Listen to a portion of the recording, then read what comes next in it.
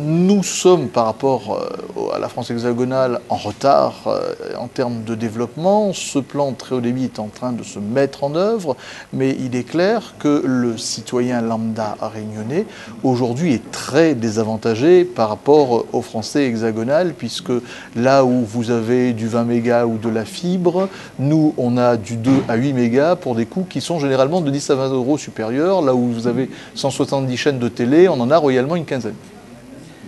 Comment évolue la situation tout de même?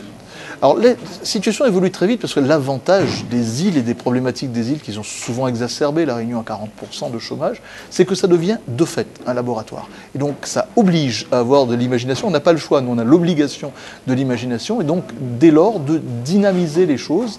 Et aujourd'hui, il y a un travail notamment qui se fait autour du haut débit qui est très important et qui vise à finalement peut-être aller un peu plus vite que ce qui nous a été dit, puisqu'on nous dit que la fin des choses sera en 2025 en France.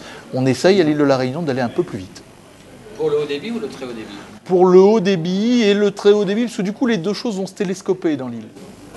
Alors, les infrastructures sont très importantes, bien sûr, mais il y a aussi des applications. Vous êtes justement responsable de la culture et de l'éducation, par exemple. Est-ce qu'il y a des développements particuliers dans ce domaine à La Réunion? Alors il y a un gros travail qui se fait notamment autour des écoles numériques rurales, puisque l'île a une part de ruralité importante également. Il y a tout ce qui se fait autour de la réduction de la distance. Imaginez, pour venir assister à un certain nombre de formations, un certain nombre de cours, il y a 12 heures de vol, une journée.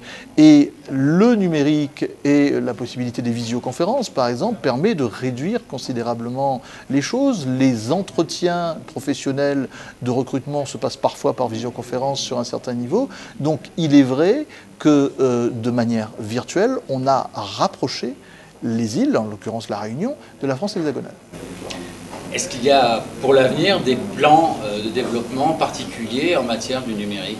Alors, il y a un travail très important qui se fait autour d'une réunion numérique. C'est-à-dire que le Conseil régional a mis très fortement son action sur le développement des technologies de l'information et de la communication et justement de ramener la Réunion jusqu'à la France d'une certaine manière par ce biais-là.